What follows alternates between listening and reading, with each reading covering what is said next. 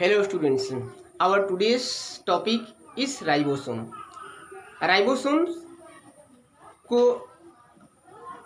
Ribosomes को ribonucleoprotein particles भी बोलते हैं। इसको सर्वप्रथम पैलार्ड नामक साइंटिस्ट ने 1855 में स्टडी किया था। जो राइबोसोम्स होते हैं वो डेंस स्फेरिकल स्ट्रक्चर होते हैं, डेंस स्फेरिकल ग्रेनुलर स्ट्रक्चर होते हैं। इस प्रकार से डेंस स्फेरिकल ग्रेनुलर स्ट्रक्चर होते हैं and these are mostly freely occur in the matrix. जो मैट्रिक्स होते हैं, जो माइटोकॉन्ड्रिया का इंटरनल पार्ट होता है, वो जो मैट्रिक्स होते हैं उसमें पाए जाते हैं। Are remain attach to the endoplasmic reticulum. जो इंडोप्लाज्मिक रेटिकुलम होते हैं उससे वो अटैच होते हैं, जिसको हम लोग रफ इंडोप्लाज्मिक रेटिकुलम बोलते हैं। ये ग्रेनुलर स्फेरिकल स्ट्रक्चर होते हैं और इसमें जो होते हैं दो सब यूनिट होते हैं, एक लार्जर सब यूनिट होते हैं और एक स्मॉलर सब यूनिट होते हैं। लार्ज सब यूनिट और स्मॉल सब यूनिट होते हैं। ये जो राइबोसोम्स होते हैं, ribosomes are synthesized in the nucleolus of the nucleus. जो राइबोसोम का फॉर्मेशन होता है वो न्यूक्लियोलस में होता है और न्यूक्लियोलस कहाँ पे पाया जाता है? न्यूक्लियस में। चलिए इसके कंपोजिशन को हम लोग देख लेते हैं। इसका जो कंपोजिशन होता है ये मोस्टली राइबोसोमल आरएनए और प्रोटीन से मिलकर के बने होते हैं। जो राइबोसोमल आरएनए होते हैं और प्रोटीन होते हैं वो इक्वल प्रोपोर्शन में पाए जाते हैं, यानी कि 50% जो होता है वो राइबोसोमल आरएनए होता है और प्रोटीन भी 50% में पाया जाता है। इसके टाइप्स की हम लोग बात करें तो ये मुख्य रूप से दो प्रकार के होते हैं। एक को हम लोग 70S राइबोसोम्स बोलते हैं और दूसरे को 80S राइबोसोम्स बोलते हैं। जो यस होता है, S is the Svedberg unit. इसको हम लोग यस को स्वीडबर्ग यूनिट बोलते हैं। Svedberg, S is Svedberg unit which determines its size. जो इसके साइज को डिटरमाइन करता है। तो 70S जो राइबोसोम्स होता है वो मोस्टली जो प्रोकैरियोट्स होते हैं उसमें पाए जाते हैं। इसके साथ साथ जो माइटोकॉन्ड्रिया होते हैं उसमें और क्लोरोप्लास्ट में भी 70S राइबोसोम्स पाए जाते हैं। और इसका जो लार्जर सब यूनिट होता है 70S का वो 50S होता है और जो स्मॉलर सब यूनिट होता है वो 30S होता है। अगर हम 50S को और 30S को जोड़ दें तो 80S हो जाता है, लेकिन ऐसा नहीं होता है। एक्चुअली में ऐसा नहीं होता है। जब ये 50S और 30S एक दूसरे से मर्ज होते हैं, जब ये मिलते हैं तो ये वाला जो प्रोपोर्शन होता है वो थोड़ा सा छोटा हो जाता है और उस समय फॉर्मेशन किसका होता है? 70S का। तो 70S राइबोसोम जो होते हैं वो दो स्मॉल सब यूनिट से मिलकर के बने होते हैं। एक को 50S बोलते हैं और दूसरे को 30S स्मॉल सब यूनिट्स। इसके बाद जो दूसरा राइबोसोम्स होता है वो 80S राइबोसोम्स होते हैं। जो 80S राइबोसोम्स होते हैं these are mostly found in all eukaryotic cells like the human and other animals. उन सभी में ये पाए जाते हैं।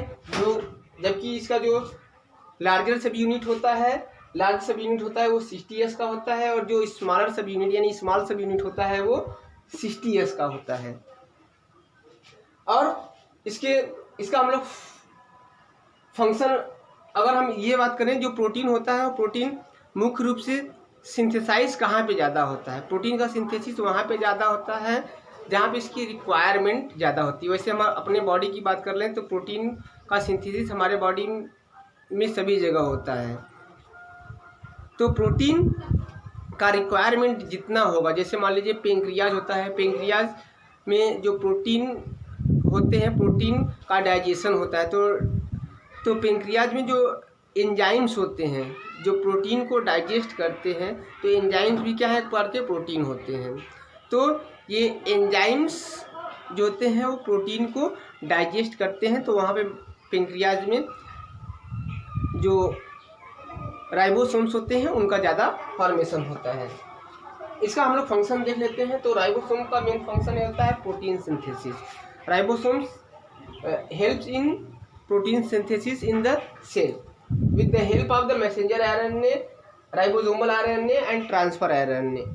ये इसमें जो अब जैसा यहाँ पे देख रहे होंगे कि ये बीच में आपको दिखाया गया होगा in the middle messenger RNA. जो मैसेंजर आरएनए होते हैं ये क्या करते हैं कि जो इस प्रकार से ऊपर जो स्ट्रक्चर आपको लार्जर सबयूनिट स्मॉलर सबयूनिट को दिखाया गया है, इसमें जो मैसेंजर आरएनए पे ये जो ट्रांसफर आरएनए होते हैं ये प्रोटीन के सिंथेसिस के लिए वो अमीनो एसिड को क्या करते हैं, वो मैसेंजर आरएनए पे लाते हैं। ट्रांसफर आरएनए, ये जो ट्रांसफर आरएनए दिखाई पड़ रहे हैं, ट्रांसफर आरएनए अमीनो एसिड को जो मैसेंजर आरएनए होता है मिडल में उस पे लाते हैं। और जो अमीनो एसिड्स होता है these are the building block of the protein, ये बिल्डिंग ब्लॉक होते हैं प्रोटीन के और किसका फॉर्मेशन करते हैं, फॉर्मिंग द प्रोटीन। अब इस प्रकार से ये जो अमीनो एसिड्स होते हैं, अमीनो एसिड का एक चेन बनता है। ये जो चेन होता है इसको हम लोग पॉलीपेप्टाइड चेन भी बोलते हैं। तो इससे जो प्रोटीन का ये एक प्रकार से स्ट्रक्चर दिखाई पड़ता है। तो इस प्रकार से जो होता है वो जो प्रोटीन होता है इस प्रकार से फॉर्मेशन होता है सेल में। तो अब हम लोग देख लेते हैं कि इसको क्यों रिवाइज कर लेते हैं।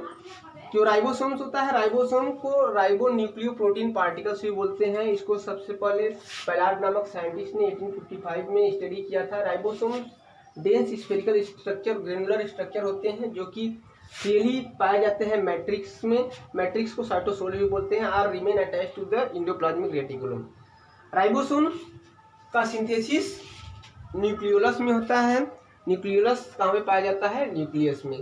और इसका कंपोजिशन होता है जो होता है वो राइबोसोमल आरएनए और प्रोटीन का होता है जो इक्वल प्रोपोर्शन में पाए जाते हैं। इसके टाइप्स 2 होते हैं, 70s राइबोसोम्स और 80s राइबोसोम्स। और इसका जो फंक्शन होता है वो मेन फंक्शन होता है प्रोटीन सिंथेसिस।